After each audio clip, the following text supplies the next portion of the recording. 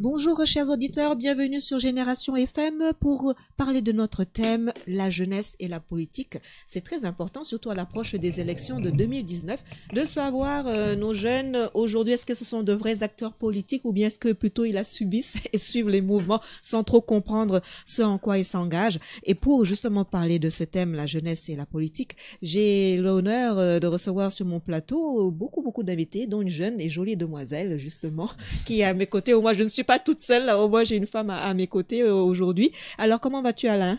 Je vais très bien aussi. Merci Dabo. Merci à tous les invités qui sont venus à l'heure. Et vraiment, c'est un immense plaisir pour nous de les rencontrer aujourd'hui. Et c'est honneur vraiment à donner la parole aux jeunes, de parler de tout ce qui est relatif à la jeunesse et à la politique. Et comme vous le savez, ça a toujours été un plaisir de discuter et de partager nos expériences par rapport à la politique et tout ce qui est relatif aux actions communautaires que nous faisons. Merci. C'est très important, surtout que la question politique n'est pas vraiment le centre des préoccupations des jeunes. Selon une étude donc qui a été faite, l'enquête milléniale au Sénégal, alors la question justement politique arrive vraiment très tardivement parce que la priorité pour les jeunes d'abord c'est de se faire de l'argent et réussir leur vie, ensuite être heureux et en bonne santé, passer plus de temps avec la famille et les amis, contribuer à la bonne marche de la société, l'égalité sociale, la liberté d'expression, s'engager avec sa communauté, se faire entendre. C'est en 9e position donc se place cette envie politique de prendre part donc à la vie politique, ensuite donc de la nécessité donc d'avoir du temps libre. Autrement dit, apparemment ce serait pas au cœur de leurs préoccupations, mais pour en débattre justement, j'en profite pour passer le relais à la jeune demoiselle qui est juste à nos côtés. Bonjour madame. Bonjour madame Dabo. Alors nom, prénom, profession. Bon, je m'appelle Radi Gassama. Maîtrisarde en droit, option juriste et conseil d'entreprise, actuellement en stage dans un cabinet d'avocats de la place. Je vous remercie. Merci bien, jeune demoiselle. On continue. Bonsoir, c'est Abdou Guédou, professeur de mathématiques au lycée du Ndiabo de Ziguinchor, mais en même temps, le vice-président national de la coordination des enseignants du parti ACT, Alliance pour la citoyenneté et le travail, dont le secrétaire général se trouve être Abdoumbaye. Merci beaucoup. Merci. Bonsoir maître, vous allez me permettre d'abord de saluer l'ensemble des auditeurs et auditrices de la radio Génération FM, mais également saluer aussi mes co-débatteurs du jour. Je m'appelle Dambey, je suis le secrétaire général du Conseil régional de la jeunesse, en même temps coordinateur des jeunes de la coalition Benno Bokk Yakaar dans le département de Ziguinchor et chargé de mission aussi à la primature. Et je suis comptable de formation. Oui Alain, alors. Très bien, merci beaucoup maître. Je m'appelle Alain Sinadiata. Je suis le secrétaire exécutif régional de IMCA, qui est une organisation non gouvernementale qui a pour vision de renforcer les capacités des jeunes pour une renaissance africaine. C'est un plaisir pour nous vraiment de partager avec nos invités et de discuter de tout ce qui est relatif à la politique, parce que souvent on se rend compte que beaucoup de jeunes n'ont pas assez d'informations sur la politique et parfois ils ont des idées négatives sur la politique. Je sens que les organisations non gouvernementales sont apolitique, mais nous travaillons avec des jeunes. Donc à ce niveau, quel est le rôle du jeune dans la politique, quel est le rôle du jeune dans le développement de sa citoyenneté active au niveau des communautés est très important à notre niveau. Alors, comme vous le savez, nous avons fait certaines recherches et à travers ce plateau, nous allons partager certaines questions et poser certaines questions aux acteurs qui sont dans la scène politique, qui sont relatifs à la politique. Alors, comme vous le savez bien, la politique, vraiment, c'est d'ordre étymologique, ça vient d'un mot grec qu'on appelle polis, qui veut dire cité. Donc, en quelque sorte, on peut dire que la politique, c'est vraiment, c'est donc la vie de la cité. Donc, de la citoyenneté, c'est de la société aussi, mais c'est-à-dire toutes les décisions qui organisent notre vie dans un pays, dans une région, dans notre communauté. Donc, chaque jeune vraiment a un devoir à sa communauté. Donc, même si on ne le sait pas, mais on est en train d'investir dans la politique. Alors, de manière résumée, la politique est l'ensemble des pratiques, des faits et des institutions ou des décisions d'un gouvernement, d'un État ou d'une société, sachant que le mot politique a commencé à être employé dans son sens actuel pratiquement depuis le XIIIe siècle. Donc aujourd'hui, la politique évolue, les générations évoluent. Donc à notre niveau, nous avons dans ce plateau des jeunes qui sont dans les acteurs, comme des acteurs politiques. À ce niveau, je veux poser la question à savoir, selon vous, Dambey, la politique, selon vous, ça veut dire quoi? Merci Alain. D'accord, merci. Je pense que répondre à cette question va être un peu difficile dans la mesure que la politique, comme vous l'avez dit, est une notion un peu très large. Mais d'une manière très ramassée ou bien résumée, on peut dire que la politique, c'est la gestion de la cité, du moins. Donc, nous, acteurs de la politique, je pense que notre rôle aujourd'hui, c'est d'accompagner la population dans leurs différents besoins, améliorer leurs conditions de vie dans tous les formes. Voilà, d'une manière un peu ramassée. Voilà. Merci beaucoup, Abdou. Quel est votre point de vue sur la politique? Parce que vraiment, en tant que jeune acteur dans la communauté, vous dites que vous êtes professeur de mathématiques et engagé dans un parti politique. Et quelle est la définition de la politique selon vous? Merci Alain Sinayata. Comme déjà vous l'avez dit, c'est une définition un peu complexe qu'on peut toujours apporter par rapport à votre question. Alors, mais ce qu'il faut comprendre, nous allons tenter de définir la politique, mais en restant encore une fois dans les règles de l'art, pour dire la politique en réalité est une notion complexe, mais qui peut recouvrir plusieurs sens selon les époques, selon également la perspective que l'on peut adopter. Et si vous la considérez comme étant un système de gestion des affaires publiques, là également, il faut faire appel à l'État. Ça veut dire tout simplement, quand on parle de gestion publique, tout de suite, l'État est interpellé. La gestion de la cité, comme vous l'avez tenté de le dire. Mais c'est une gestion axée sur la société, d'un groupe social, mais elle couvre également un certain nombre d'actions, de petites ou grandes importances. C'est fondamental. Pour également ce qui est de la définition, on peut toujours augmenter, parler tout simplement de ces importances, mais avec lesquelles les organisations le vivent ensemble et qui sont également autant de petits ou moyens qui mènent vers ce qu'on entend par les grandes décisions. Un élément fondamental de la définition de la politique, il faut essayer de voir, elle repose sur quoi? C'est fondamental. Donc, repose sur un certain nombre de valeurs, un ensemble de valeurs et de principes. Et cela également pose la question à savoir, mais ces valeurs, comment est-ce qu'elles vont être gérées? Comment est-ce qu'elles vont être dirigées dans un état de droit? C'est un peu ça que je peux toujours apporter comme élément de réponse à la question, qu'est-ce qu'on entend par politique? Très bien. Et est-ce que vous pensez que les jeunes de nos jours ont conscience justement de c'est quoi la politique aujourd'hui? Vu que vous êtes dans des partis, et je rappelle qu'on n'est pas en train de faire la promotion des partis électoraux, on n'est pas en campagne électorale en tout cas. Donc l'intérêt de cette émission, parce que c'est une émission aussi juridique, c'est rappeler aussi l'acte 3 de décentralisation, qui d'ailleurs donc dans le domaine de la jeunesse, bon les collectivités locales donc sont compétentes dans tout ce qui est dans le domaine de la jeunesse, y compris donc dans le domaine de la jeunesse, dans toutes leurs activités, et donc forcément là on s'approche donc des élections, la jeunesse sera interpellée au niveau politique. Alors est-ce que vous pensez que ces jeunes ont compris c'est quoi la politique? Très bien. Oui, allez-y. Ok. Merci d'avoir en tout cas fait le constat. Je pense qu'aujourd'hui, la plupart des jeunes, ou bien beaucoup de jeunes en tout cas, sont engagés dans le champ politique. Mais malheureusement, le constat que nous faisons, la plupart d'entre eux, en fait, ne comprennent pas, au fait, quelle est la mission, en tout cas, d'un acteur ou bien d'un jeune engagé au niveau du champ politique. Et donc, nous rencontrons en tout cas plusieurs difficultés par rapport pour la gestion, en tout cas, de ces jeunes-là. C'est des jeunes parfois qui sont à la recherche de l'emploi. Bon, en général, ils font le constat que la plupart des politiciens, c'est des gens qui sont nantis, qui ont les moyens. Donc, pour eux, quand on arrive au niveau du champ politique, dans une formation politique, et c'est automatique. Donc, on a un emploi, etc., etc. Donc, en général, nous rencontrons en tout cas ces genres de difficultés. C'est ce qui fait qu'en général, dans les partis politiques, les jeunes, en tout cas, sont relégués au second plan. En tout cas, ils sont pas mis devant.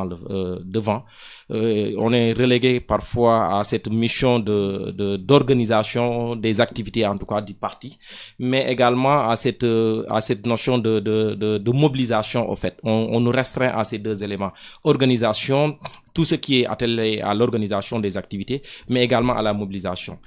Parce que quand nous prenons l'exemple dans la population d'une manière générale, pratiquement dans l'Afrique d'une manière générale, la population jeune est très très très importante. Donc aujourd'hui, les adultes ont compris cela. Donc pour eux, le levier le plus important pour gagner une élection, c'est de partir des jeunes, mais également avec les femmes. Mais malheureusement, les jeunes ne sont pas conscients qu'au fait, eux, ils doivent être également des décideurs. Donc quand vous regardez au niveau des instances électives, que ce soit au niveau de l'Assemblée nationale, au niveau des mairies, le taux est très faible. Le taux est très faible concernant en tout cas la représentativité des jeunes. C'est pour cela qu'aujourd'hui, il y a plusieurs organismes aujourd'hui qui sont en train de se battre, en tout cas, pour qu'on parle du quota de 30%. Permettre en tout cas à ces jeunes qui soient, en tout cas, dans les instances électives à hauteur de 30%, comme les femmes ont 50%, au moins les jeunes puissent avoir 30% au niveau des instances électives. Voilà, donc c'est le constat, mais aussi c'est notre quotidien, ce que nous vivons aujourd'hui dans nos partis politiques. Voilà. Monsieur Diédiou. Très bien. Oui. Ce qu'il a dit, c'est fondamental. En termes politiques, il faut également interroger l'élément idéologie d'un parti. Et là, vous conviendrez avec moi que des élections passées, les législatives passées, quand on me parle aujourd'hui d'une question d'idéologie d'un parti politique mis en place et légalement constitué, la question, c'est de savoir est-ce que les jeunes comprennent qu'est-ce qu'on entend par idéologie. Et à bout de donner la définition de l'idéologie, par rapport à ce que nous voyons sur le terrain, il y a encore beaucoup de choses à s'interroger par rapport à ça. Alors, qu'est-ce qui s'est passé? On va parler juste et bien. Les élections passées. Qu'est-ce qui s'est passé? Il y avait des coalitions de partis. Il y avait des coalitions de partis et de mouvements politiques. Alors, de ce point de vue-là, est-ce que vous pouvez me dire, en réalité, pour une telle coalition, voici l'idéologie qui a été mise en place? Parce que c'est une ligne de conduite. Aujourd'hui, il a bien dit, les jeunes ne se retrouvent pas en politique parce que tout simplement, il y a une idéologie qui est mise en place et il faut la suivre. Les jeunes peuvent s'intéresser à la politique à la seule condition de satisfaire plus ou moyen un contrat, mais éphémère. Ça veut dire que nous sommes des gens de la même famille. Je peux également vous accompagner par rapport à votre activité politique, mais en réalité, ce n'est pas toujours le cas. Ça veut dire tout simplement, je ne suis pas convaincu en réalité de ce que vous faites et qu'est-ce que cela pourrait avoir comme impact dans mon avenir très proche. Et l'autre a donné quelques statistiques par rapport à la représentativité de ces jeunes dans les instants de décision. 1 sur 50, si vous voulez, est présent dans ces instants de décision. Et en réalité, il y a beaucoup de programmes qui sont axés justement sur l'employabilité des jeunes, la formation et l'insertion. Et de ce point de vue-là, comme j'ai toujours l'habitude de le dire, on met en place un programme dans un souci de trouver un financement, et quand ce financement arrive, il faudrait maintenant que les gens viennent pour décider de ce qu'il y a lieu de faire. En réalité, les jeunes ne sont pas présents. Et vous n'êtes pas sans savoir qu'en politique, il y a la question de l'endurance. Je veux tout simplement dire que les jeunes sont beaucoup plus endurants que les adultes. Mais le constat est le suivant. Dans la politique, ce sont les jeunes qui se retirent les premiers. Pas parce qu'ils sont fatigués, mais parce que tout simplement, ils ne trouvent pas leur compte. Ça, c'est fondamental. Aujourd'hui, si les jeunes étaient fortement impliqués dans les sciences politiques, je crois bien savoir qu'ils seraient beaucoup plus représentatifs parce qu'en fait, en termes de nombre, ils sont beaucoup plus importants. Ils sont beaucoup plus nombreux. Donc, d'abord, pour m'arrêter là, par rapport à votre question, dire tout simplement que les jeunes, c'est vrai, ils sont impliqués, mais en grande partie, pour dire ce qui est vrai et ce que nous vivons, les jeunes ne sont pas trop impliqués dans la scène politique. Très bien. Merci beaucoup, Abdou, parce que cette intervention est d'une importance capitale, comme le disait aussi Dame. Il y a une forte vraiment présence des jeunes dans la communauté, mais surtout la représentativité est très minime et on le voit souvent. Il y a des programmes, il y a des projets qui sont mis en œuvre pour les jeunes, mais à ce niveau, dans les instances de prise de décision, il y a un travail à faire. Quel est votre point de vue, Hadi, par rapport à cela? Bon, merci de m'avoir donné la parole. Je vais un peu revenir sur ce que les autres, voilà, Diédiou et Dame ont dit. Bon, pour ce qui concerne de la définition qu'on peut donner à la politique, je pense que je vais pas parler large. Déjà, ils ont évoqué que la politique est une notion polysémique, mais pour couper court, on peut dire que c'est l'exercice ou bien l'organisation du pouvoir dans une société organisée. Très bien. Pour faciliter un peu la compréhension aux auditeurs. Et pour ce qui concerne de l'implication de la jeunesse dans la politique, on se rend souvent compte que les jeunes suivent les acteurs politiques ou bien les autorités politiques juste pour avoir des moyens pécuniaires, comme vous venez de le dire, ou bien pour trouver de l'emploi. Ça, c'est la politique politicienne. Mais je pense qu'il est temps que les jeunes fassent de la politique autrement. Quand je dis autrement, c'est quoi?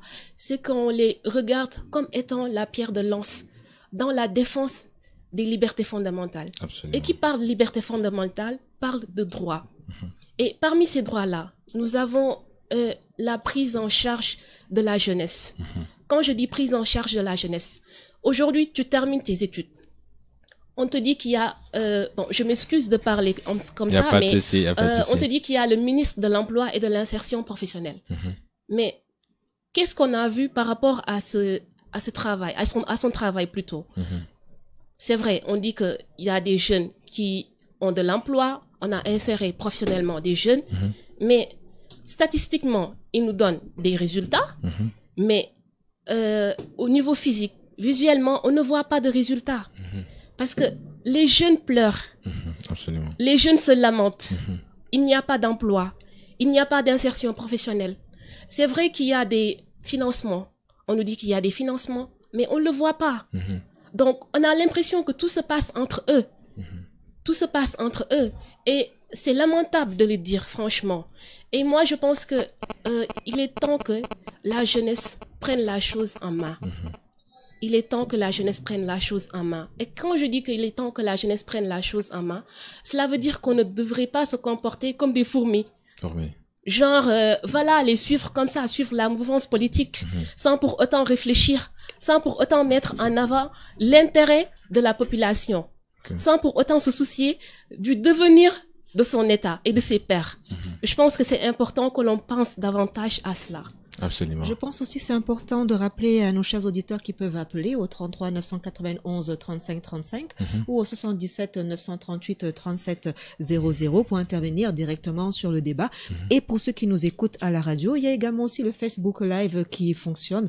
Alors vous pouvez nous suivre sur les réseaux sociaux, même si vous ne captez pas dans la région de la Casamance, nous sommes donc sur Internet.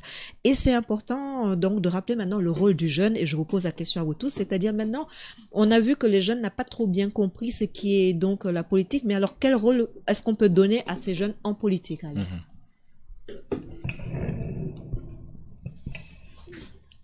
Ça doit pouvoir se régler normalement au niveau des partis politiques si les partis politiques fonctionnent normalement. Pourquoi je le dis? Parce que dans les partis, dans la construction des partis politiques, il y a ce qu'on appelle l'école du parti. Le rôle de l'école du parti, c'est au fait former ce jeune-là qui vient d'arriver, qui vient d'intégrer le parti, d'abord sur l'idéologie du parti d'abord, puis il puisse comprendre au fait pourquoi moi j'adhère à ce parti, pourquoi j'épouse en tout cas cette idéologie, comment doivent-on se, en tout cas, comment devrais-je dire alors, comment doit se comporter en tout cas le jeune dans le champ politique. Parce que la plupart de ces jeunes-là, au fait, n'ont pas cette formation politique. N'ayant pas cette formation politique, donc quand on intègre dans un parti politique, on vient tout juste de terminer nos études, on a besoin de l'emploi, donc naturellement on va être exploité par les adultes qui sont là. Donc on est pratiquement victime de notre propre âge. On nous parle dans les partis politiques qu'on n'a pas d'expérience, qu'on nous parle dans les partis politiques qu'on est très jeune pour pouvoir gérer, mais par contre, on ne fait absolument rien du tout pour permettre en tout cas à ce nouveau adhérent, à ce jeune qui vient d'adhérer le parti, de pouvoir acquérir le savoir qu'il faut pour avoir l'expérience également à pouvoir gérer. Donc je pense que c'est aux partis politiques aujourd'hui de former les jeunes qui sont dans leur propre formation politique. Parce que si le jeune qui adhère dans le parti n'est pas bien formé, il ne pourra pas savoir quelle est sa mission, quel est son rôle dans son parti. Donc il va simplement se limiter à l'organisation, mais également à la mobilisation simplement. Et ça doit changer. Parce que je vais vous donner un exemple simple me concernant moi. Qu'est-ce qui m'a poussé au fait à faire de la politique? Je suis né dans un quartier périphérique qu'on appelle Koloban. Quand en étant très jeune, j'ai vu que le quartier était un quartier très défavorisé, qui manquait absolument de tout. Et nous avons trouvé nos parents pratiquement qui faisaient de la politique. Et absolument rien n'avait changé en son temps-là. On avait créé une association qu'on avait appelée Djoko. Djoko qui regroupait pratiquement tous les jeunes du quartier. Et on avait commencé en tout cas à mener des activités de développement, à récoller parfois nos ruelles dégradées, etc., à les rembler, etc. Et quand les politiques ont vu cette mobilisation, ils ont venu vers nous pour nous voir. Je me souviens, c'était un jour de dimanche quand un responsable politique est venu nous voir. Il nous dit, je souhaiterais que vous nous accompagniez politiquement. Je lui dis, vous voulez qu'on vous accompagne? Dans quelle mesure et dans quel cadre voulez-vous qu'on vous accompagne? Il dit, bon, nous sommes au pouvoir, si vous nous accompagnez, on va pouvoir vous aider, etc. Je dis, écoutez, nous, on est arrivé dans ce quartier, en étant très jeune, on a vu nos parents qui faisaient de la politique, mais rien n'a changé. Si vous voulez aujourd'hui qu'on vous accompagne, voilà les conditions que nous posons sur la table. Le monsieur me demande quelles sont ses positions. J'ai dit d'abord, le quartier de Colobane est un quartier qui manque d'éclairage public. On n'a absolument rien du tout dans ce quartier. Nos réels sont pratiquement dégradés d'une manière extraordinaire, c'est impraticable. Donc, quelles sont les solutions que vous pouvez apporter en tout cas pour ce quartier, pour que les gens puissent vaquer librement à leurs préoccupations? Le monsieur était très honnête, ça il faut le dire. Il était un membre du conseil municipal. Il était même en son temps, je pense, adjoint maire. Il m'a répondu, écoutez, je vais soumettre ce dossier-là au niveau du conseil municipal. Je lui dis, si vous arrivez à régler ces deux problèmes d'abord, nous allons voir dans quelle mesure on peut vous accompagner politiquement. Et effectivement, quelques mois après, bon, on a commencé à installer quelques lampadaires dans le quartier. Et notre réel a commencé, ils ont amené des tracteurs, ils ont gratté et les gens commençaient à pouvoir vaquer petit à petit à leur préoccupation. J'ai dit, tiens, vous avez à honorer en tout cas vos engagements, donc moi je vais vous accompagner. On a accepté en tout cas de l'accompagner politiquement. En son temps, je n'avais même pas de carte d'électeur, je n'avais même pas de pièce d'identité pour dire. C'est comme ça que je suis entré dans le champ politique et j'ai commencé en tout cas à me battre à l'intérieur. Et jusqu'au moment où je vous parle, quand je parle de l'intérêt de mon quartier au niveau municipal, mais quand je parle au niveau national, je parle au niveau de la région de Ziguinchor parce que c'est ça qui m'intéresse. Parce que la politique d'une manière générale, le président de la République gouverne le Sénégal. Il a un programme d'ensemble pour gérer plusieurs localités, plusieurs problèmes.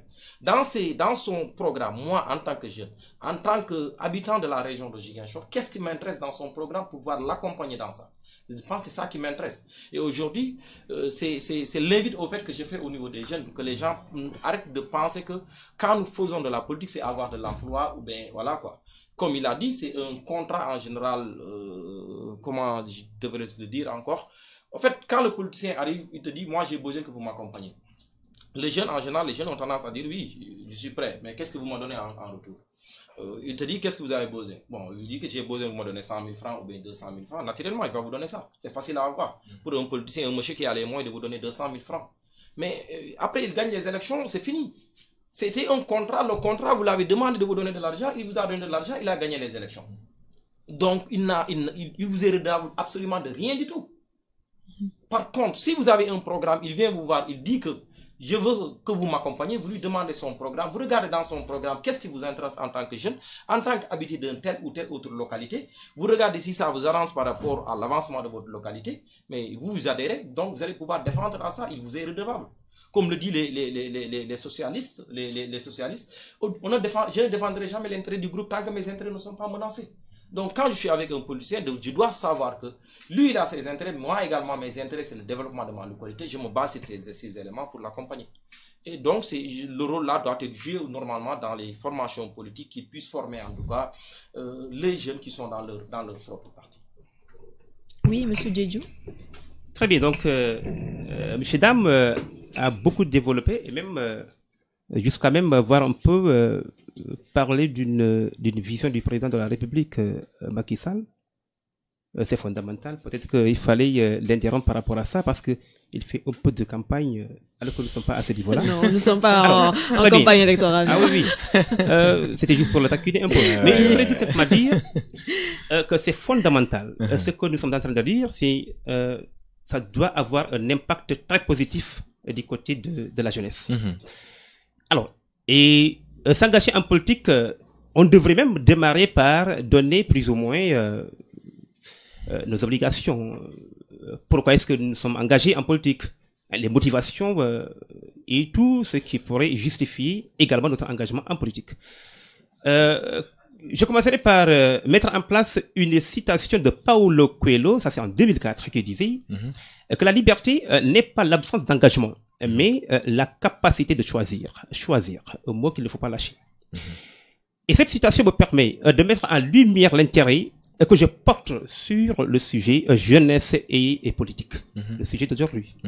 Et voyez, de ce point de vue-là, nous, qui sommes les jeunes, nous vivons dans une société. Et c'est fondamental. Monsieur Dam a parlé de formation à Ziguinchor. Est-ce que vous pouvez me citer une école dans laquelle on forme les gens en politique? Monsieur Dam a parlé de formation à Ziguinchor. Est-ce que vous pouvez me dire en réalité dans les partis politiques quels sont les programmes qui sont enseignés là-bas pour que les jeunes puissent pouvoir se défendre quand un vrai politicien arrive. C'est là où a démarré la manipulation. Il y a toujours un slogan que j'ai toujours combattu. Quand on parle en mettant l'expression les jeunes d'aujourd'hui sont conscients, les jeunes d'aujourd'hui sont matures, personne ne peut tromper la jeunesse d'aujourd'hui. Et on met ces jeunes-là dans un confort inestimable. Ça veut dire quoi le confort? Ça veut dire qu'on te met dans une posture où vous allez penser qu'en réalité, tout est rose. Et c'est là où vous êtes noyé en première position.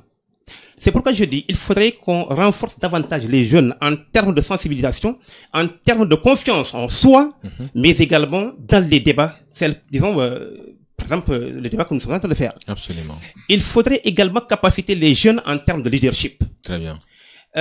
Tant que les jeunes ne sont pas capacités de ce point de vue-là, encore une fois, ils deviennent une proie facile pour les politiciens, disons les politiciens professionnels. Aujourd'hui, dame, vous avez touché du doigt un élément fondamental. Des gens qui viennent pour vous dire, en réalité, nous voulons votre accompagnement dans la scène politique. C'est fondamental. Et quand il s'agit de prendre des décisions, je l'avais dit tout à l'heure, vous n'êtes pas interpellé. Quand ils veulent avoir une base dans leur localité, ils savent qui contacter. Tu peux ne pas donner votre numéro à quelqu'un d'autre, mais ce dernier parvient à vous joindre pour vous parler plus ou moins des questions de politique. Et il ne vous dira pas en réalité quelles sont ses ambitions au niveau de la politique. Et c'est fondamental. Il faudrait, au niveau des Ziguinchor, au niveau du Sénégal en général, qu'on mette en place ce que moi je pourrais appeler la politique sectorielle. Dans chaque localité, comme vous l'avez dit, il y a des obligations. Il y a des besoins qui sont là. Mais ce n'est pas moi, Abdou Diédhiou, qui viendrait pour vous demander à ce que vous mettiez en place un tel ou tel autre programme. Ça doit normalement venir de vous. Et ça demande également une formation. Aujourd'hui, quand vous demandez les jeunes dans une localité de pouvoir mettre en place une fiche où ils mettraient les besoins qui sont relatifs à leur localité, il faut attendre du temps pour que vous puissiez avoir cette fiche-là. Pourquoi? Parce qu'il y a un minimum de formation. Comment faire en sorte que vous puissiez collecter un certain nombre de renseignements pour mettre en place, disons un canevas. Oui. Il y a d'ailleurs quelqu'un qui nous appelle actuellement. Oui, on vous écoute. Oui, allô?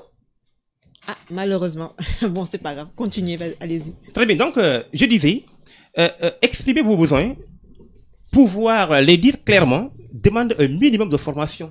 Ça veut dire que si les gens ne sont pas formés, ils peuvent être dans ce besoin et ils ne peuvent pas vous dire en réalité ce dont ils ont besoin. Et de ce point de vue-là, déjà, la politique est faussée. Ça doit partir d'eux-mêmes et ça doit revenir pour eux-mêmes aussi. C'est fondamental. Ça veut dire qu'il faut les accompagner et ils vous diront en réalité, voici ce que nous voulons et ils vous le diront de manière très claire. Mademoiselle. Merci beaucoup. Alors, je pense que ce qui doit être de mise actuellement, c'est l'information. Et l'information passe par quoi? Par la formation. Comme l'a dit Dame, dans chaque parti politique, il doit y avoir des écoles de formation. Mais M. Diédhiou vient tantôt de le dire, à Ziguinchor, on ne peut pas dire que, par exemple, dans tel parti politique, il y a telle personne ou bien telle autre personne qui s'occupe de cette formation-là. Voilà, vous êtes jeune, vous voulez adhérer à un parti politique, vous venez comme ça. Donc, on vous suit, on vous dit, voilà, tel leader a besoin de ça et de ça et de ça. Donc, il faudrait que vous fassiez ça et ça et ça. Et si vous faites ceci et cela, on vous permettra d'avoir ceci et cela. Donc, après, ça devient un tohu-bohu. On ne sait plus où se mettre la tête. Donc, il y a un leader politique qui vous appelle par ici, un autre qui vous appelle par là. Maintenant, comment faire ce choix-là? Comme il l'a dit, c'est l'idéologie. Il faut savoir vers qui se tourner. Et comment faire pour savoir vers qui se tourner? Je pense que ça, c'est au leader de faire ce travail-là. De montrer à la jeunesse, voilà, nous voulons ceci. Et vous devez faire cela. Et si vous adhérez à cette idéologie-là, vous pourrez facilement intégrer la scène politique, aller vers la population et essayer de les convaincre en ce qui concerne votre parti politique, en ce qui concerne la vision de votre leader politique. Mais si, voilà, on parle de formation politique sans pour autant qu'il y ait un accompagnement de la jeunesse, ça fera fausse route. Et je pense qu'il est temps que les leaders politiques prennent en charge la jeunesse. Parce que la jeunesse, c'est la relève de l'État. C'est la relève de notre demain, de notre avenir. Donc, si nous, on n'est pas bien formés, on n'est pas bien informés, on ne peut pas bien gérer la cité. On ne pourra pas bien gérer la société demain si on nous place dans des instances de décision. Et je pense que maintenant, c'est ce qu'on est en train de voir. Maintenant, il y a des jeunes qui se lancent dans la politique et qui ne s'intéressent pas à leur père, mais qui s'intéressent plutôt à ce qu'ils vont être demain, à ce qui va se passer dans leur famille demain. Mon cousin, comment je peux le faire pour le placer? Ma femme, qu'est-ce qu'elle peut faire pour gagner un peu de place dans la politique et avancer? Donc c'est ça, c'est de ça qu'on vit. Et c'est écœurant de le voir parce que souvent c'est la population lambda qui souffre de cela. Et pourtant c'est cette population lambda-là qui met en place ces autorités politiques-là. Et cette population lambda s'attend à ce qu'on satisfasse leurs désirs. Mais souvent tel n'est pas le cas. Et c'est regrettable. C'est important dans ce qu'on vient d'entendre de relever d'abord la conception que ces jeunes ont de la politique qui peut être faussée et aussi de relever aussi, donc comme tu dis, le manque d'information, d'accompagnement. C'est-à-dire qu'un jeune qui veut rentrer aujourd'hui en politique, comment il doit rentrer en politique, comment est-ce qu'il est accompagné, ça reste toujours encore la jungle. C'est-à-dire qu'il n'y a pas encore donc de structure bien établie. On dira, bon, là tu as donné un bon exemple, c'est-à-dire qu'il faut avoir un programme, une idée pour ta cité, pour ta ville. Que là, tu te dis, bon, justement pour mon quartier, j'aimerais qu'il y ait l'éclairage, bon, on va œuvrer dans ce sens-là. Et quand les politiciens donc viendront te voir, tu pourras proposer des mesures efficaces et qui peuvent aboutir, comme tu l'as si bien dit, à l'éclairage, justement. Donc, tout est toujours possible. Mais si tu n'as rien à proposer, bon, que veux-tu qu'on te donne en réponse, en retour à tes questionnements? C'est important aussi de rappeler donc le rôle, parce que lorsqu'on parle de décision, forcément cela demande donc d'être formé et accompagné. Pour prendre des décisions, il faut que tu aies un bagage intellectuel, il faut que tu aies une formation, il faut que tu aies quelque chose à dire. Mais si tu n'as rien à dire, comment veux-tu prendre des décisions? Donc c'est ça qui peut-être qui bloque aussi au niveau après des prises. Et puis aussi, c'est la volonté de vouloir participer aux prises de décision. Quand il y a des réunions importantes, quand il y a des décisions qui sont faites, les jeunes doivent être là et doivent être présents et doivent avoir quelque chose d'important et d'intéressant à dire pour qu'on les écoute. Mais quand il y a réunion et qu'on voit personne, mais que quand il y a par exemple un repas djiboudjienne, on voit tout le monde à partager. Bon, là, après, ne t'étonne pas que les décisions soient prises parce que tu n'étais pas là. Tu n'étais pas là quand il fallait donner de la voix, dire quelque chose d'important. Encore, je rappelle que nous, on ne fait pas de politique politicienne, hein. On n'est pas dans les débats politiques. C'est vraiment au niveau juridique de savoir justement la jeunesse, comment est-ce que ces jeunes justement agissent en tant qu'acteurs politiques. Dans une émission précédente, on a parlé de la citoyenneté. Justement, de savoir donc les jeunes, est-ce qu'ils sont vraiment citoyens? Et maintenant, de savoir justement, est-ce que des jeunes vraiment sont des bons politiciens et demain, donc la relève de demain, c'est important justement de comprendre le contexte dans lequel est-ce qu'ils agissent, encore une fois sans couleur de parti ou quoi que ce soit, mais c'est de donner votre aperçu de la situation. Oui, on nous appelle, oui, bonjour, je vous écoute. Oui. Bon, ça est coupé. Comme on dit, c'est le direct, hein. Alors, Alain, je te passe. Très bien. À ma qualité aussi de jeunes travaillant avec les jeunes au niveau des organisations non gouvernementales qui sont apolitiques, nous pensons qu'il est important à ce niveau de créer à chaque fois ce qu'on appelle dans le jargon anglais le safe space, c'est-à-dire un espace sûr pour les jeunes. Parce que aujourd'hui, nous avons un cri de cœur. Beaucoup de jeunes, ils viennent des universités, ils ont de l'expérience théorique, je dirais, mais pas pratique. Comment est-ce qu'il faut créer un cadre là où les jeunes doivent pratiquer vraiment la politique pour leur permettre vraiment d'avoir de l'expérience? Surtout, souvent, comme l'avait si bien dit Dame, il y a rien qui est sur place afin que quand les politiciens viendront, ils vont trouver un plan de travail qui sera fait. J'ai apprécié l'initiative que vous avez fait parce que nous avons beaucoup de jeunes dans nos organisations qui sont en train de faire beaucoup d'activités dans le domaine de l'éducation, dans le domaine de la santé, dans le domaine de l'environnement, qui sont en train de faire chaque mois des sensibilisations, des activités communautaires. Et je pense que la jeunesse d'aujourd'hui, son rôle vraiment doit être la citoyenneté, c'est-à-dire il faut qu'il y ait un engagement citoyen dans tous les quartiers de Ziguinchor. C'est l'appel que nous devrons lancer aux jeunes. Aujourd'hui, il ne faut pas se lancer dans la politique pour dire que voilà, je vais suivre tel parti politique ou bien telle autorité politique. Tout simplement, il va me donner 1000 francs quand je vais aller lui rendre visite. Ou bien, c'est-à-dire quand il va faire des meetings, on va aller manger et revenir. On doit vraiment dépasser ce stade. Ou alors remplir les cars rapides. Absolument, remplir les cars rapides pour accueillir les gens à l'aéroport. Donc, la jeunesse doit vraiment dépasser cette philosophie de marionnette. Donc, à ce niveau, en tant qu'organisation qui travaille avec les jeunes, c'est le travail que nous sommes en train de faire en termes de formation et leadership. Il faut que le jeune sache exactement qui il est, quel est son rôle dans sa communauté, quel est le plan de carrière qu'il est en train de préparer à son niveau. D'ailleurs, quand on parle du vote des jeunes, selon toujours donc l'enquête milléniale qui a été faite par rapport au rapport que les jeunes ont avec la politique, ils ont rappelé que les jeunes, pour voter, ils regardent d'abord la lecture du programme et du manifeste offert par le candidat, 58%. Ensuite, c'est l'opinion donc du leader et ce qu'ils savent sur lui, 38%. Donc, en fait, c'est la personnalité. Et puis, les interviews des candidats à la télé, à la radio, 38%. Les journaux télé et les faits divers, 25%. L'opinion aussi donc sur le candidat et ce qu'il représente pour sa communauté locale, pour 25%. La rencontre personnelle avec le candidat, pour ceux qui, la jeunesse, les jeunes qui ont la chance de rencontrer leur candidat. Donc cette rencontre peut les déterminer à voter pour vous ou pas, pour 16%, excusez-moi, pour 16%. Et puis la lecture donc d'un article de presse dans les magazines, 15%. L'opinion de ma famille et de mes proches sur le candidat. Autrement dit, donc, ce que les gens en pensent, 14%. Et puis, les articles, donc, en ligne et les blogs, parce que Internet fait partie.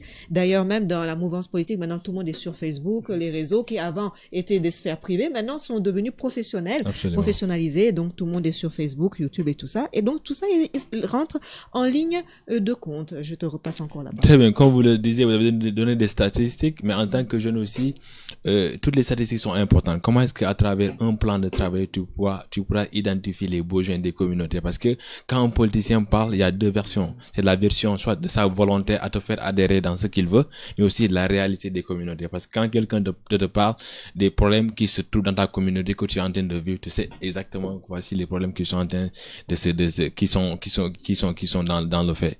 Donc à ce niveau, je pense qu'il y a un travail de fond qui doit être fait, que ce soit dans les partis politiques, dans les organisations qui sont en train de travailler avec les jeunes pour vraiment les rassurer et les mettre au bien dans ce travail.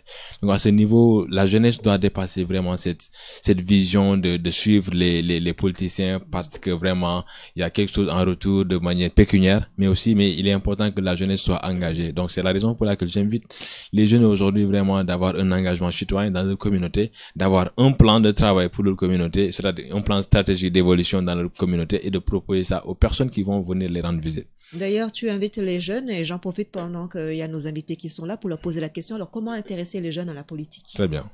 Monsieur Didier. Merci, Maître Dabo. Comment intéresser les jeunes en politique? Je pense que c'est une question très importante et qui mérite quand même une réflexion beaucoup plus approfondie.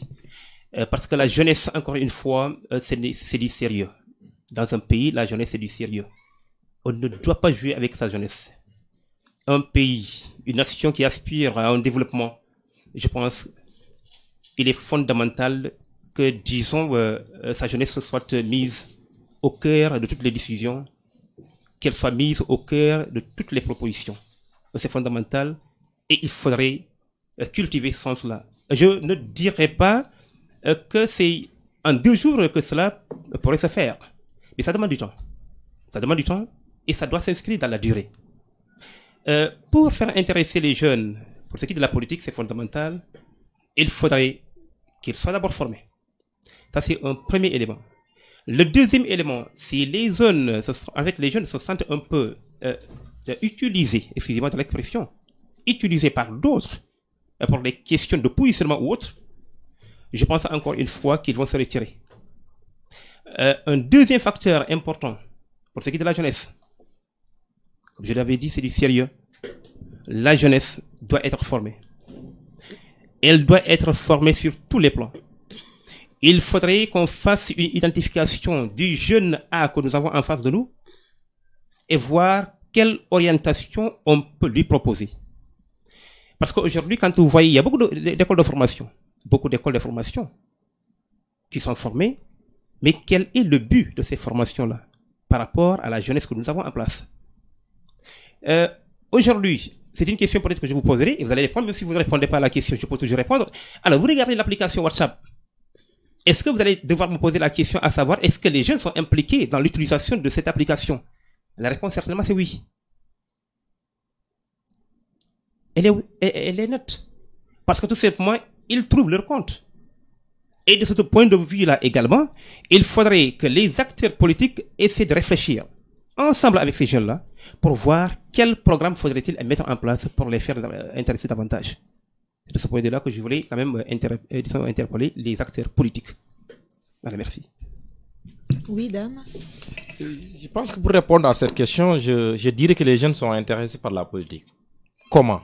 Et comment ils le font? C'est ça là. Oui, on nous appelle. Oui, je vous écoute. Oui, allô? Oui, allô? Bonsoir. Oui, bonsoir. Comment allez-vous? Oui, ça va faire. Oui, Votre programme à la télé. Oui, Donc, il a sur je vous écoute. le débat. Vraiment, je pense que ça c'est tous à côté du problème. Ce dont la notre région a besoin, ce n'est pas de former les jeunes à la politique. C'est que les politiciens connaissent le besoin des jeunes. Le politicien, son problème principal, c'est de chercher à comprendre quel est le besoin de la jeunesse pour leur donner les raisons du développement. La politique, c'est une erreur. C'est quand on échoue qu'on se trouve en politique. C'est quand on échoue qu'on se trouve en politique. En politique, on ne va pas chercher à former les gens pour les mettre en politique. Il faut connaître les besoins de la région par les politiciens qui sont sur place pour qu'on puisse développer la région.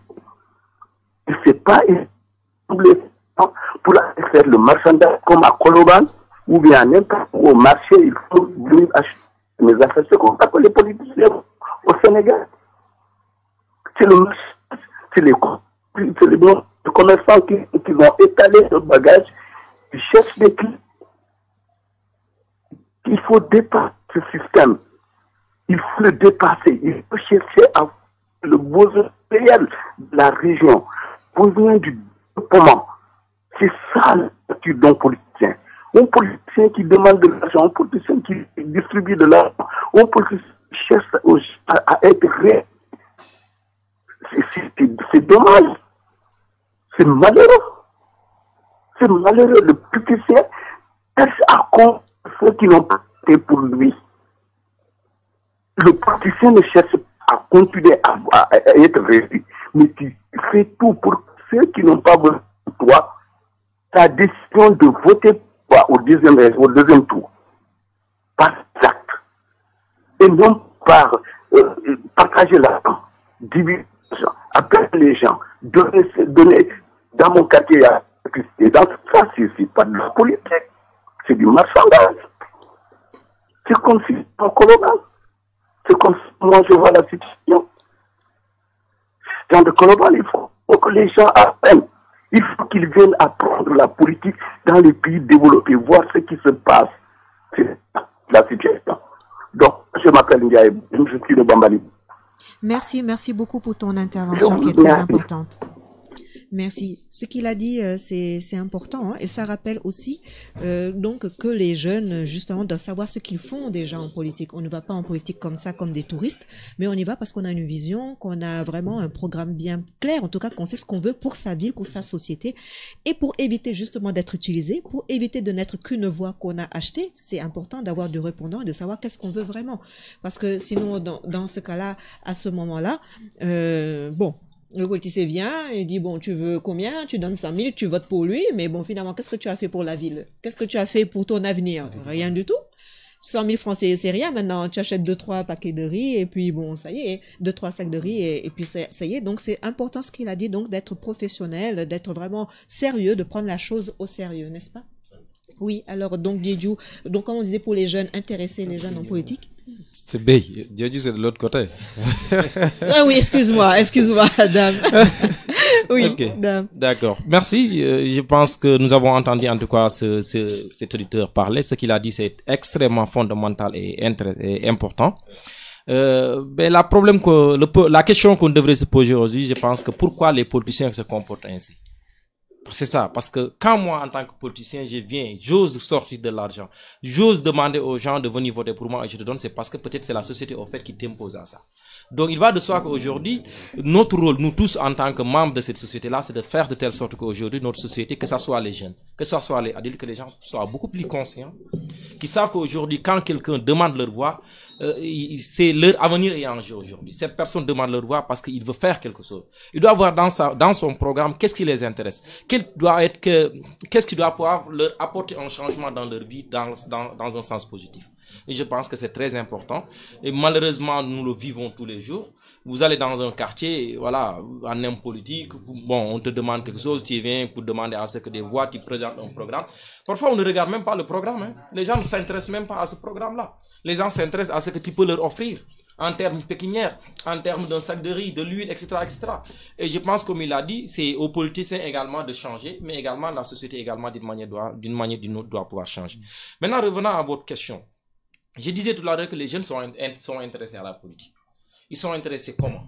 La plupart d'entre eux, ils sont CG parfois, ils militent dans un parti politique ou bien ils sont avec un leader politique qui les utilise dans les réseaux sociaux, c'est eux qui sont là pour insulter, etc. etc. Quand il y a meeting, c'est eux qu'on mobilise. Donc ces jeunes sont impliqués dans le champ politique. Mais à quel niveau, ou bien à quel degré, ou bien à quelle importance, à quel rôle ils doivent jouer.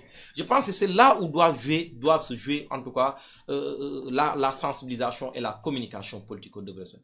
Quand je disais tout à l'heure que les partis politiques doivent avoir ce qu'on appelle des écoles de partis, ça existait. Quand vous regardez les formations socialistes, normalement, ils ont ce qu'on appelle l'école du parti qui sert à former ces nouveaux adhérents, à connaître l'idéologie du parti, mais également à les connaître à les former, comment débattre dans les questions d'actualité, économie, éducation. C'est des thèmes en général qu'on développe dans ces écoles-là. Mais malheureusement, aujourd'hui, ça a disparu. Il n'y a aucune formation politique aujourd'hui qui peut te dire qu'aujourd'hui, ils ont une école du parti. L'autre élément, quand vous regardez le nombre de partis politiques que nous avons au Sénégal, mais ça ne permet pas à cette jeunesse-là de pouvoir comprendre quelle est l'idéologie de quel parti, je dois militer dans quel parti. Au moment où nous parlons, nous avons pratiquement 200 partis politiques. Tout le monde parle de politique. Dans les radios également, les gens ne font que parler de politique. Quelle politique nous parlons? Ça aussi, ça pose un débat. Je pense que les radios, que ce soit les radios, bon, les gens qui doivent, comme ces genres d'émissions-là que je salue, qui est vraiment, qui est une nouvelle, je pense, qui est, voilà, voilà. Donc, je pense que ça doit continuer comme ça, parce que c'est une nouvelle touche qu'on vient de voir. On n'avait pas l'habitude, en tout cas, de voir ça. Moi, en tout cas, je vous encourage, je vous salue à continuer. Oui, on a encore un autre appel. Oui, allô? Allô, bonjour. Oui, bonjour, oui, je vous écoute. Oui, c'est la Génération FM. Oui, c'est ça, c'est bien ça. Ok, salut, Maître Dabo. C'est moi, oui, c'est bien moi. Moi et mes invités, on te salue, oui. Oui, salut, moi, Alain Sinadiata. Oui, oui. Ok, je crois que cette émission porte ses fruits. C'est mon nom. Allô? Oui, je vous écoute. Ok, cette émission porte ses fruits parce que je crois que la jeunesse d'aujourd'hui, ça doit être conscientisé d'avoir le rôle et leur responsabilité dans le domaine des politiques. Et de savoir que le Sénégal appartient à nous tous. Oui. Tout ce que nous devrons faire, on doit le faire dans le bon sens. Oui. Et c'est important aussi qu'on sache que aussi la population est là. Si on doit faire la politique, on doit savoir comment on doit le faire. Parce que les esprits ne sont pas les mêmes. Et chacun a sa manière de calcul, a sa manière de prendre les choses. Donc toujours c'est à cause de ça que les jeunes doivent savoir que le politique accompagne avec un développement. Et tout ce qu'on doit faire dans le politique, on doit le faire dans le cadre positif. Oui. Sinon, si on le fait dans le cadre négatif, on va détruire la jeunesse. Et c'est la jeunesse qui est la responsable de notre communauté. Je crois que c'est important de multiplier ces admissions pour sensibiliser la jeunesse, pour sensibiliser la communauté dans ce sens.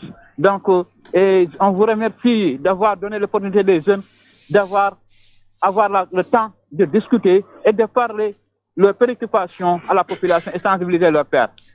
Merci beaucoup pour ton intervention. On continue, dame. D'accord, merci. Je salue en tout cas cet auditeur que je connais bien, qui œuvre en tout cas dans les organismes non gouvernementaux, qui en tout cas accompagne la jeunesse. Je connais bien, c'est Yaya. Donc je le salue de passage. Je pense qu'il est en train de faire un excellent travail avec les jeunes. Voilà, donc on est politique, mais également on évolue dans les associations également de jeunesse. Donc voilà, je disais tout à l'heure que je pense qu'aujourd'hui ces genres d'émissions c'est à multiplier dans toutes les stations de radio qui sont au niveau de la région, parce que ce qui permettra au fait à la jeunesse de s'exprimer informer, mais également de mettre les politiciens devant leurs responsabilités, en fait. Parce qu'aujourd'hui, si notre jeunesse est désorientée, c'est parce que c'est ce que veulent les politiques. Les responsables politiques aujourd'hui qui gèrent ces partis politiques ne veulent pas que ces jeunes soient conscientisés, qu'ils soient informés, parce que ça, quand ces jeunes-là sont informés, bien formés, ils ne peuvent pas les manipuler. Malheureusement, c'est ça qu'ils sont en train de faire. En fait, c'est le monde qui fonctionne ainsi. Et je pense qu'il va de soi, nous jeunes, en tout cas, on doit prendre nos responsabilités en main. Arrêter qu'on refuse aujourd'hui, qu'on nous utilise en tout cas dans les réseaux sociaux ou bien dans les radios pour insulter Massamba ou Mademba. Ça ne nous apporte absolument rien du tout. Je pense qu'aujourd'hui, c'est étant ensemble qu'on peut arriver à quelque chose. Il est de notre rôle aussi. En fait, c'est notre avenir aujourd'hui qui est en jeu. Si aujourd'hui on ne comprend pas exactement le programme de ces politiciens, aujourd'hui, il va extrêmement très difficile en tant que jeune de pouvoir savoir comment on doit les accompagner. Moi, je pense que pour ce qui concerne de comment intéresser les jeunes à la politique, il faudrait d'abord que les leaders politiques soient exemplaires. Et comment? C'est-à-dire en s'éduquant dans la dignité. Si je prends l'exemple de certains hommes politiques, il vient te voir, il te propose de l'argent. Et en échange, tu votes pour lui. Donc maintenant, moi, la jeunesse que je vois, c'est cette jeunesse qui se dit, il viendra me voir, il va me proposer de l'argent, je vais le prendre, mais j'irai voter pour celui que je veux. Pour celui qui prend en compte mes intérêts, pour celui qui prend en compte l'intérêt général. Donc, il faudrait que les autorités politiques sachent que maintenant, la jeunesse n'est plus cette jeunesse qu'on peut manipuler comme on veut. Non, on a dépassé ce stade-là. Je peux être jeune, venir dans tes rencontres, venir te voir, t'écouter, tu parles, je t'écoute attentivement, alors que tout ce que tu dis ne m'intéresse pas. Tu crois pouvoir me leurrer alors que c'est moi qui vais te leurrer après. Parce que tu vas me donner ton argent, qui se trouve d'ailleurs ne pas être ton argent, vu que parfois ils le prennent dans les finances de l'État. Donc, c'est ton argent qu'on te retourne, tu le prends, tu l'utilises, mais après-demain, lors des votes, tu iras voter pour celui qui inspire confiance en ta personne. Maintenant, c'est ce qu'on voit. La jeunesse n'est plus cette jeunesse qu'on peut manipuler comme on le veut, comme je viens de le dire. Donc, il faudrait que les autorités politiques deviennent de plus en plus exemplaires et s'éduquent dans la dignité. C'est très important ce que tu viens de dire, surtout que comme tu l'as bien dit, quand tu votes, tu es seul dans l'urne. Voilà.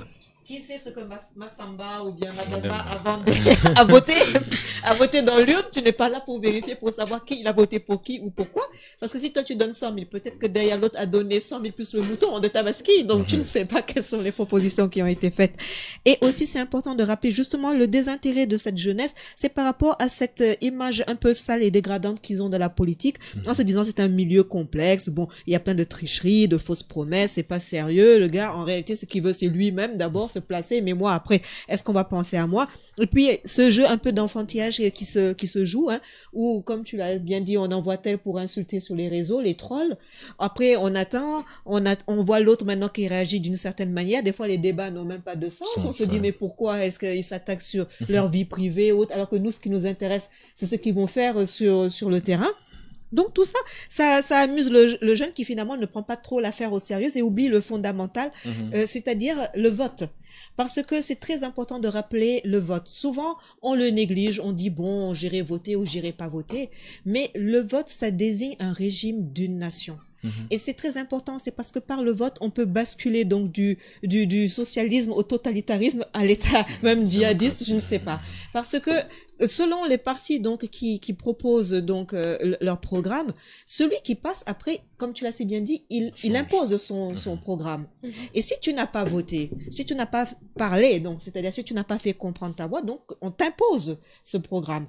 Et c'est ce qui fait d'ailleurs que on se souvient un peu de la campagne américaine avec Trump et avec donc l'ex-femme de Clinton, donc, Clinton, où justement les gens ont beaucoup appelé à voter parce qu'ils ont rappelé qu'une voix c'est important. Et justement la personne elle est passée mais à très peu d'écart de voix. Donc, s'il y avait encore eu plus de gens qui avaient voté, la tendance aurait pu être inversée. Et c'est la même chose aujourd'hui quand on voit, par exemple, certains partis qui passent à 39%, l'autre qui passe à 37%, mais les écarts, c'est peut-être de 1000 voix ou de 2000 voix. Et ces écarts, ce sont peut-être des jeunes qui sont pas partis voter, etc. Donc, c'est très important de rappeler le vote. Le vote, ça change donc votre avenir parce que quand, par exemple, on vote pour un candidat qui est favorable à l'emploi des jeunes, bon, une fois qu'il est en place, il va mettre en pratique sa politique, s'il peut le faire. Mais maintenant, si vous ne dites rien et qu'il y a un candidat qui est contre les jeunes qui passent, bon, après, il faut pas demain pleurer parce que il avait déjà annoncé sa campagne depuis longtemps et vous n'avez pas voté pour expliquer si vous êtes pour ou si vous êtes contre. Donc, c'est très important donc de vous exprimer politiquement à travers le vote et de rappeler également que ça ne sert à rien la violence. On n'est pas dans un spectacle. Ça sert à rien de brûler des bus, de courir, de crier dans la rue, etc. Alors que vous n'êtes pas aux instances de décision, que quand il faut prendre des décisions, il y a personne, que quand il faut voter, il y a personne. Donc, du coup, vous n'êtes pas là quand vraiment les choses se passent, quoi. Donc, c'est très important, donc, de rappeler aux jeunes d'aller voter et donc de faire le nécessaire. D'ailleurs, là, on se rapproche de la fin. C'est bon, donc alors le dernier mot, Alain. Très bien.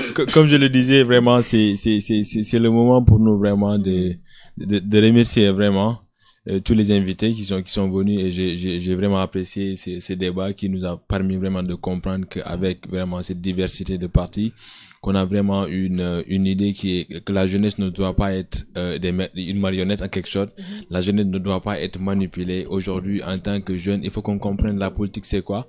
Avant de faire de la politique, sur quoi on s'engage, même si on s'engage dans un parti politique, quelle est la vision de ces partis, quelles sont les visions, quelles sont les missions exactement qui sont assignées. Parce que quand on travaille avec les jeunes, on les incarne des valeurs de justice, de démocratie, de redevabilité en quelque chose. Parce que souvent, on voit sur la scène politique, parfois même dans les télévisions, des députés qui se battent et parfois ce ne sont pas les bonnes images que nous apprenons à nos jeunes.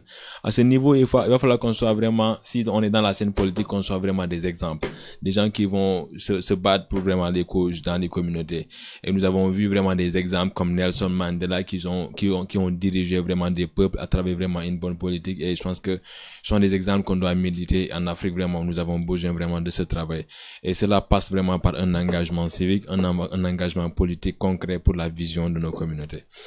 Je te remercie pour ton intervention et j'en profite aussi pour remercier tous nos chers invités d'être présents sur le plateau parce que nous devons bientôt lancer le journal.